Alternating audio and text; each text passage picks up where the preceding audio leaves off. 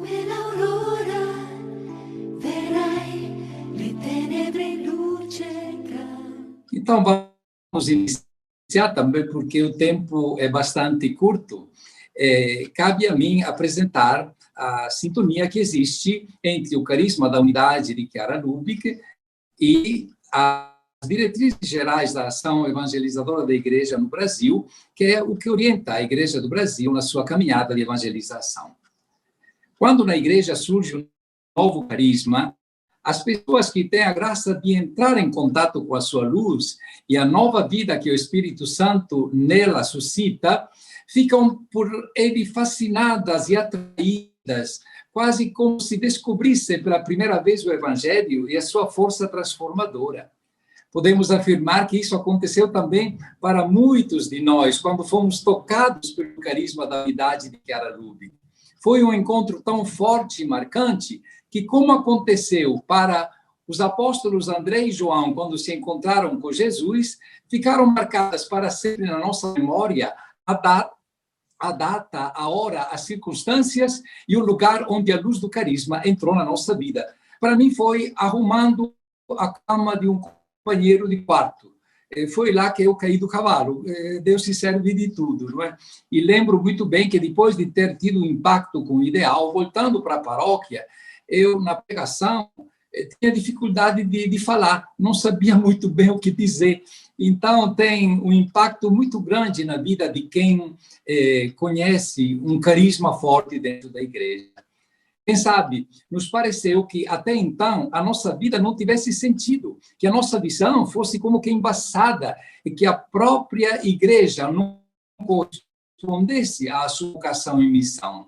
Foi como uma descoberta. Encontramos o Messias, disseram André e João, e nós encontramos o ideal da nossa vida. Chiara Lubich, ao perceber o carisma da unidade, sentiu que era um novo rebento que brotava na árvore da igreja e, por isso, submeteu ao discernimento da própria igreja o juízo de autenticidade do carisma, numa atitude de docilidade e fidelidade que, não sem percalços e profundos sofrimentos, alcançaram a aprovação da nova espiritualidade e das suas formas concretas de vida. Foi esta experiência que ela contou na Mariápolis Aurélia em 10 de agosto de 1966. Ontem, o padre Maurílio descreveu tudo isso. Eu me permito só de repetir duas frases para contextualizar. O ideal não é somente para nós, a nossa família, não é o movimento dos focolares, é a igreja. Una é a família da igreja. E devemos levar o ideal onde falta, porque pertence à igreja. De direito.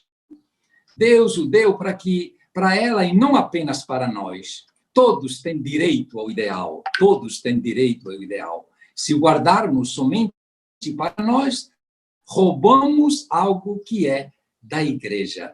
É fantástico o que Chiara nos diz. Podemos perceber a clareza e a grandeza de sua visão a respeito da inserção do carisma na vida da igreja.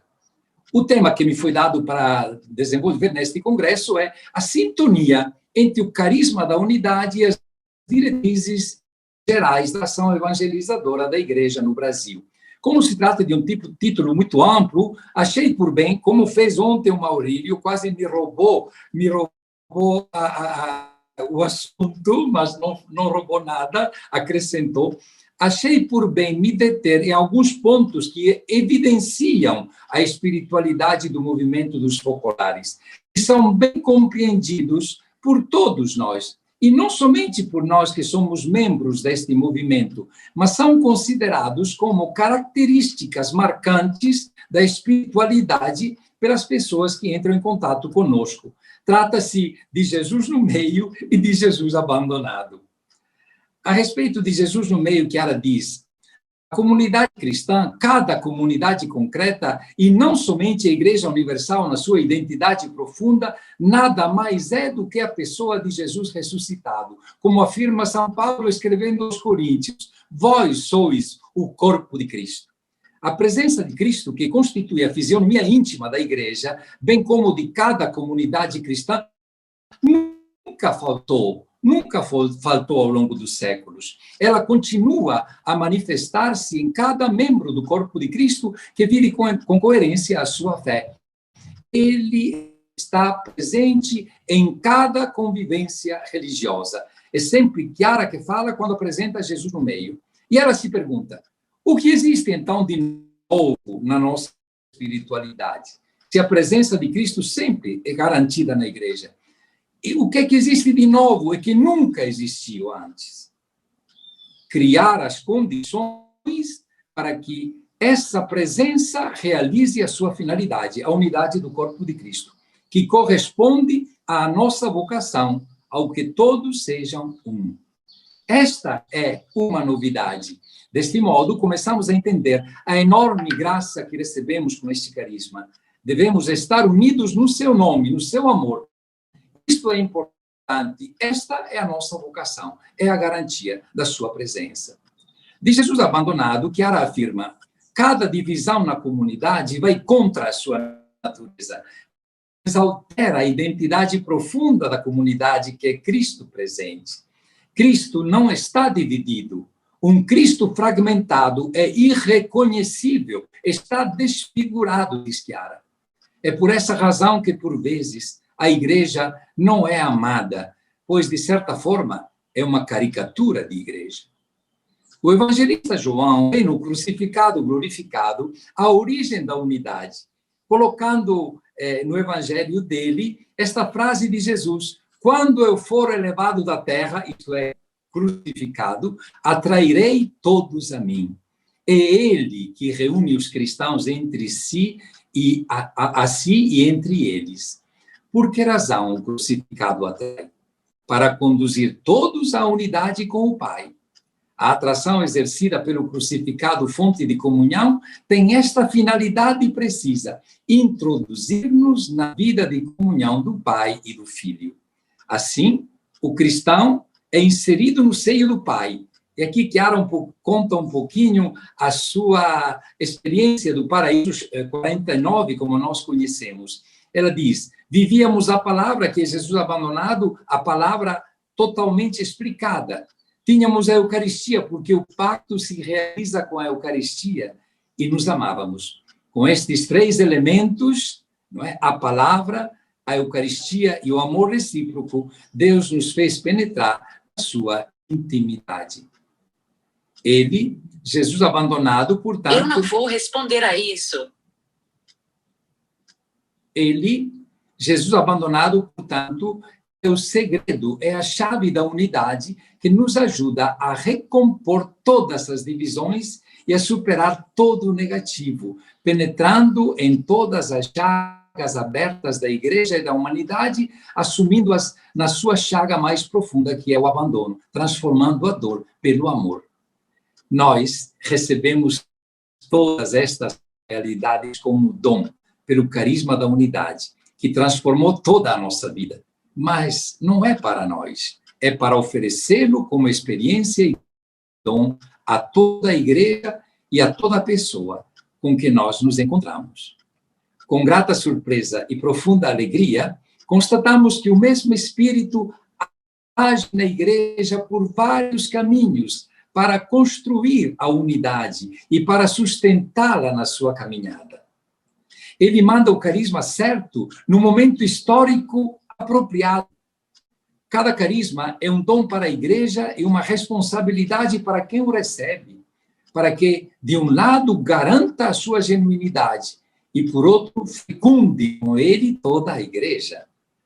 Como o fermento se mistura na massa e como o sal se dissolve nos alimentos para dar-lhes gosto. Assim, vemos que, por exemplo, o Concílio Vaticano II valorizou e incorporou a experiência de muitos carismas que tiveram a função de ser precursores, que prepararam o caminho para que o Espírito pudesse agir em todo o corpo eclesial, animando-o para uma profunda e verdadeira renovação evangélica. Alguém chegou a escrever, não dá para entender Chiara sem o Concílio Vaticano II. Eu me atrevo a dizer quem sou eu, que não dá para entender o concílio sem Chiara e tantos outros iniciadores de caminhos de renovação no campo da liturgia, por exemplo, da valorização da Escritura e da Palavra de Deus, da vocação do dom batismal e do chamado universal à santidade de todos os fiéis leigos e leigas, da valorização das realidades terrenas para a construção do reino, e assim por diante. E agora chegou o momento de colocar em realce os pontos de convergência, a sintonia entre o carisma da unidade e as diretrizes das orientações pastorais da Igreja Católica no Brasil para o quadriênio que vai de 2019 até 2023. Os bispos no Brasil descrevem a Igreja como comunidade eclesial missionária, apresentada com a imagem de uma casa, construção de Deus. Casa entendida como lar para os seus habitantes. Criar lar, está escrito neste documento, isto é, naquilo que os bispos apresentam para nós, criar lar é, em última análise, criar família. É aprender a sentir-se unido aos outros, sem olhar a vínculos utilitaristas ou funcionais, unidos de modo a sentir a vida um pouco mais humana. Criar lares, casas de comunhão, é permitir que a profecia encarne e torne as nossas horas e dias menos rudes, menos indiferentes e anônimos. É criar laços que se constroem com gestos simples, diários, e que todos podem realizar. Como todos sabemos muito bem, um lar precisa da colaboração de todos. Ninguém pode ficar indiferente ou alheio, porque cada qual é uma pedra necessária na sua construção. Isto implica pedir ao Senhor que nos conceda a graça, diz os bispos, de aprender a ter paciência, aprender a perdoar-nos, aprender cada dia a recomeçar. Isto é um ecoar, e nós sentimos ecoar aquilo que Chiara deixou como testamento. Em ocasião do Natal de 1973, e depois o repetiu no último período da sua vida, na participação que teve antes de entrar no seio do Pai. Se tivesse que deixar esta terra hoje, disse Chiara, e me fosse solicitada uma palavra como última palavra que afirma o nosso ideal, eu diria a vocês, certa de ser compreendida no sentido mais exato: sejam uma família. E deixou escrito, inclusive, num folho, né, com uma caligrafia bastante trêmula, porque estava no fim da sua existência terrena: sejam sempre família. É algo de muito bonito, que coincide realmente com aquilo que os bispos nos dizem, né? E esta casa não se sustenta sem pilares, sem colunas, né? A igreja casa, dizem os bispos, família, se sustenta apoiando-se em 4 pilares. A palavra, que contempla a iniciação à vida cristã e a animação bíblica da vida e da pastoral. O pão, o segundo pilar, que consiste na vivência da liturgia e no cultivo da espiritualidade. A caridade, o terceiro pilar, e do serviço à vida plena. E, enfim, o pilar, a coluna da ação missionária, que coloca a igreja em estado permanente de missão. Meus amigos e amigas, meus irmãos e irmãs, a palavra de vida que nós vivemos todo mês, a Eucaristia que todos os dias, podendo, nos alimenta, e o cultivo da espiritualidade a cada momento da nossa vida, a caridade concreta que se torna serviço à vida plena, ver Jesus no irmão, a irradiação do Evangelho através das inundações, não somente dos voluntários, mas de muitas obras sociais, são elementos essenciais da espiritualidade e da unidade que Chiara apresentava e aprofundava um a cada ano, e fazem parte da assim chamada doutrina espiritual, transmitida por ela aos membros do movimento dos focolares. Trata-se daqueles pontos que o padre Maurílio apresentou ontem exaustivamente, eu não vou repetir.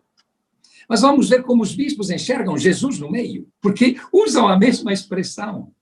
Os bispos apresentam um grande desafio para a evangelização, que é a cultura urbana, a cidade, na qual se concentra a raiz de profundas e rápidas mudanças, transformações, que influem nesse sempre positivamente no comportamento humano.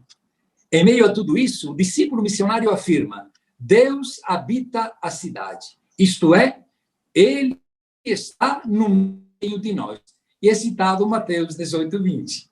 Se a realidade, dizem os bispos, se manifesta embaçada, com dores que parecem invencíveis, o discípulo missionário reconhece, testemunha e anuncia que o Senhor não está inerte, não está ausente, que Ele não nos abandonou à nossa própria sorte. Pela força do seu Espírito, o reino anunciado por Jesus se faz presente como uma pequena semente que pode chegar a transformar-se numa grande árvore, como um punhado de fermento que leveda a grande massa, ou uma boa semente que cresce no meio do joio. Por isso, não podemos ficar tranquilos. É isso que dizia também antes Chiara, através de irmã Maria Inês. Não podemos ficar tranquilos, parados, em espera passiva, nos nossos templos. São os bispos que falam. Mas é urgente ir em todas as direções para proclamar que o amor é mais forte. Não tem algo de mais em sintonia, não é? Entre a nossa espiritualidade e aquilo que os bispos nos apresentam. E os bispos também nos apontam o retorno às fontes. A igreja onde? Nos templos, claro, estamos acostumados, mas os templos são templos, não são a igreja viva. A igreja, retornar às fontes, é apresentada nos Atos dos Apóstolos como uma comunidade sem estruturas. Começou nas casas. A casa permitiu que o cristianismo se organizasse em comunidades pequeninas, com poucas pessoas, que se conheciam e compartilhavam a mesa da refeição cotidiana. Hoje, os bispos propõem que na cidade a igreja aconteça nas casas. As pequenas comunidades eclesiais missionárias, que se formam em ruas, condomínios, aglomerados, edifícios, etc., são compostas por pessoas que se reúnem movidas pela fé em Cristo Jesus, para a escuta da palavra, buscando luzes para viver a fé cristã numa sociedade de contrastes. Vencem o anonimato e a solidão, promovem a mútua ajuda e se abrem para a sociedade e para o cuidado da casa comum, portanto, abertos a todos. A igreja nas casas, dizem os bispos, tem a coordenação de cristãos leigos e leigas, com a preeminência das mulheres. Quem coordena é alguém com senso de responsabilidade muito grande, de pertença eclesial e amor à igreja. Trata-se de um serviço eclesial indispensável para a vida das pequenas comunidades. Um verdadeiro ministério. São Paulo chamava estas pessoas de colaboradores e colaboradoras. E neste contexto, temos que rever, ou melhor, os bispos propõem que se reveja o ministério ordenado, que deve ser o cuidador e animador das comunidades cristãs. O ministro, o presbítero, o diácono é cuidador e animador das pequenas comunidades, promovendo a unidade entre todos em vista de uma salutar descentralização. Deve ser o garante da comunhão na comunidade entre os diversos grupos e associações, movimentos e serviços. Para isso, haverá de se compreender o ministro missionariamente como um ministro em movimento, itinerante, que visita as pequenas comunidades, animando-as na vivência do Evangelho e, por sua vez, na ação missionária e na prática da solidariedade. É a vivência daquilo que se chama também sinodalidade. Quer dizer, nós escutamos muitas vezes a palavra sínodo, mas desde o Concílio Vaticano II e com o Papa Francisco, tomou uma evidência muito grande. A igreja em sínodo, quer dizer, que caminha junto, onde todos e cada um, todos estão a serviço, e cada um com o seu carisma, com o seu ministério, com o seu dom, com o seu serviço, trabalham para o bem de todo o corpo. Eu vejo no movimento células de ambiente, núcleos de voluntários e voluntárias, no movimento paroquial, os que, digamos, vivem a palavra de vida e o carisma da unidade, cada um, como catequista, como dizimista, como coordenador de uma pastoral, procuram realmente criar este espaço de comunhão, não é? Este coração ação que pulsa para que a paróquia não se torne, ou não seja somente uma estrutura, mas uma casa de discípulos e missionários. Isso é muito importante, porque é necessário que também nós, como pessoas que aderem a este movimento, tenhamos a inserção na igreja local. É o lugar onde o Senhor nos dá a graça e a força para caminhar e para que construamos a igreja viva. O que é que os bispos dizem a respeito de Jesus abandonado? Vejamos só. Contemplar o Cristo sofredor na pessoa dos pobres significa comprometer-se com todos os que sofrem, buscando compreender as causas de seus flagelos, especialmente aos que os jogam na exclusão. A ausência de sentido para a vida é fonte de grande sofrimento. Os cristãos são afetados por esta crise de identidade, de sentido, que gera cansaço, depressão, pânico, transtorno de personalidade e até o suicídio. Um grande Jesus abandonado.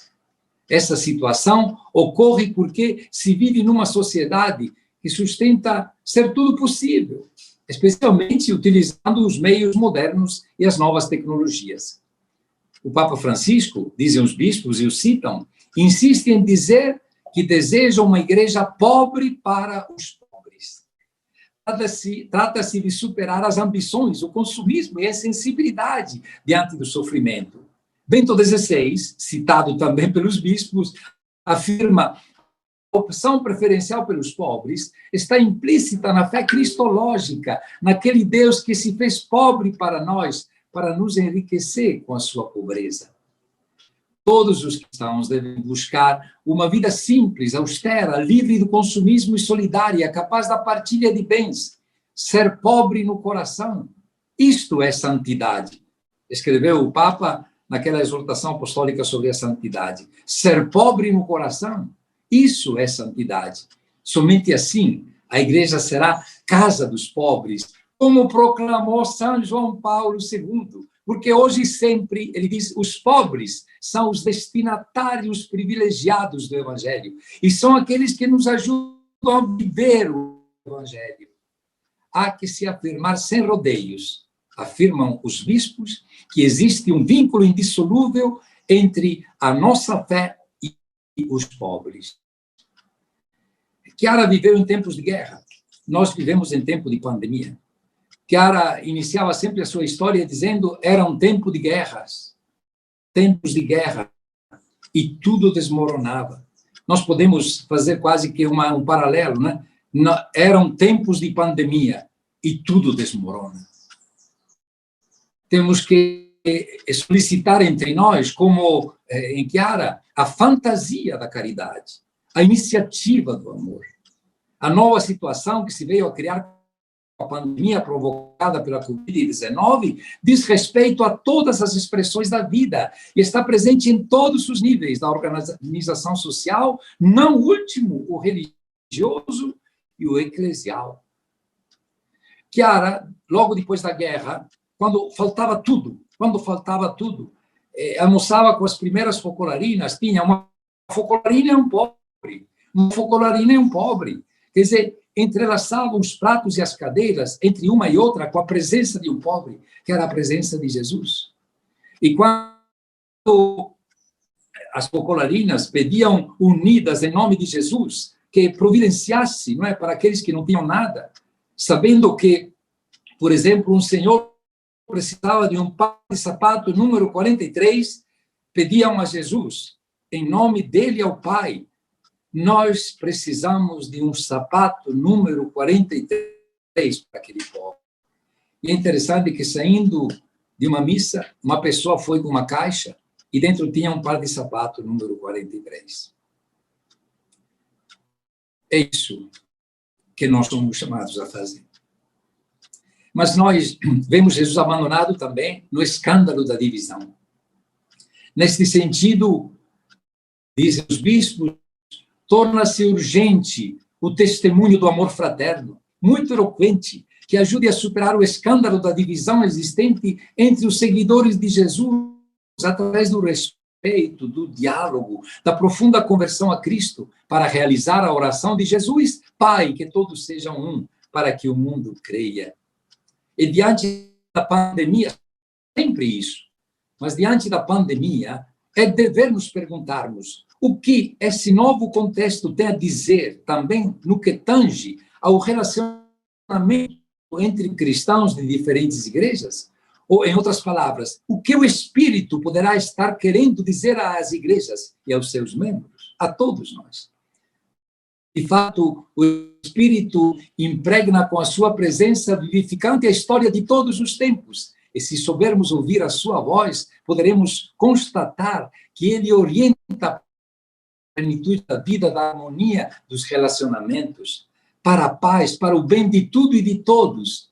Hoje, neste contexto de pandemia, ressoa no nosso coração de crentes o que João proclama no Apocalipse: quem tem ouvidos, ouça o que o Espírito diz, não somente à nossa igreja, mas às igrejas. E nós estejamos atentos também à ressonância que o Espírito provoca no coração de irmãos de outras igrejas.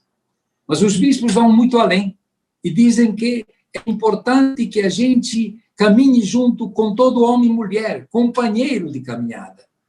Nós cristãos, escrevem, não estamos sozinhos vivendo neste mundo, e nesta grande cidade que é a sociedade. Desafios que foram apresentados acima, eles dizem, serão enfrentados com maior força na medida em que dermos as mãos aos irmãos e irmãs de outras igrejas, àqueles que percorrem outros caminhos de fé, a todos os homens e mulheres de boa vontade. Devemos sempre lembrar-nos, e aqui citam o Francisco no Evangelho e Gáudio, devemos sempre lembrar-nos de que somos peregrinos e peregrinamos juntos. Para isso, devemos abrir o nosso coração ao companheiro e à companheira da estrada, sem medos nem desconfianças, e olhar primeiramente para o que procuramos: a paz no rosto do único Pai, Deus.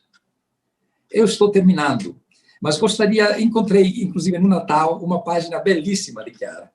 Chiara que fala ao Centro de Coordenação da Obra, em 1999, e tem como título Maria com o Menino. Estamos ainda no tempo de Natal. Jesus no meio. Jesus no meio, que ela tem uma definição, ela tem uma fantasia maravilhosa, né? Ela diz: nós somos chamados a gerar Jesus no nosso meio. Nós também, portanto, temos uma função semelhante à de Maria. De fato, se o Pai gera o Filho, o Verbo, dando-se todo a si mesmo a ele, se Maria gera o seu Filho Jesus, filho do Pai e também filho de Maria, dando-lhe a sua própria carne, e esta é a beleza, diz Chiara, também nós devemos gerar, como pequenas Maria, Jesus entre nós. Mas como? Escutemos bem. Pelo nosso amor, com o nosso amor recíproco. Sim, porque também nós, como comunidade de dois ou mais, e sem isso nós não existimos, devemos ser como Maria. Mas uma Maria com um menino, Jesus no meio. Esta é a novidade de hoje, diz Chiara. Se nós formos somente Maria, se nós a imitarmos em todas as suas belas qualidades, como imaculada, procurando viver a castidade, a pureza, como assunta ao céu, morrendo de amor, como aconteceu para Maria, mas não imitamos Maria com o menino, e se não tiver o menino, não está nem Maria. Se formos somente Maria, não somos nada, diz Chiara. É belíssimo, ela conclui, gerar pelo amor. Sim, porque também nós, como comunidade de dois ou mais, que afinal é a comunidade cristã, é o Cristo da comunidade cristã, devemos ser como Maria, mas uma Maria com um menino. Sem o menino, nós não somos nem Maria. Então, por hoje, ela disse àqueles que o escutavam, guardem isso, verifiquem sempre. Se tem um menino, tudo bem. Se não tem um menino, vocês não são nada. Embora possam até afirmar, eu imito Maria, eu sou Maria. Nada, somos nada. Então, ela conclui, Maria com um menino. É um recado fantástico para todos nós. Mas eu quero terminar, porque o nosso congresso é povo trinitário. Vejam o que é que dizem os bispos, quase no final, a sua da perspectiva de igreja que eles propõem para nós. Eles dizem: o reino de Deus germina assim, neste mundo tumultuado, por meio da inculturação do evangelho, sinalizando o triunfo do amor de Cristo sobre os mecanismos de morte. Em seu empenho missionário, a ação evangelizadora da igreja no Brasil tem como fundamento o anúncio, o querigma, e expressa a necessidade de fortalecer a esperança dos cristãos como testemunhas da ressurreição de Cristo no mundo carente de sentido e de ética. Pela esperança fomos salvos. Por isso, a igreja, lar dos cristãos, vive da certeza de que habitará na tenda divina, casa da Trindade. Pronto, esta é a nossa casa, povo trinitário, numa aliança eterna e definitiva com Deus. A esta altura, e aqui repito as palavras de Chiara no fim do tema sobre Jesus no meio, a esta altura concluímos que, ao recebermos o carisma da unidade, foi entregue uma missão divina e grandiosa: ajudar a restaurar o semblante da igreja, Maria com o menino. O carisma é uma invenção, é uma injeção divina a ser aplicada na igreja a fim de que seja o que ela deve ser. Com o carisma que nos doou, o Espírito Santo nos pede para realizarmos o que todos sejam um. É uma ideia que nos faz exultar, mas também tremer pela responsabilidade que temos. E atuaremos o que todos sejam um se Jesus estiver constantemente entre nós. Maria mística, gerar Jesus. Maria com o menino. Isso estará ao nosso alcance, sobretudo porque Jesus, naquela noite, na última ceia, rezou para que isso realizasse. E a oração de um Deus, Jesus, o Filho, para o Pai, sempre alcança a sua finalidade. Sejamos instrumentos para isso. Muito obrigado e vamos para frente. Obrigado, boa tarde. come l'aurora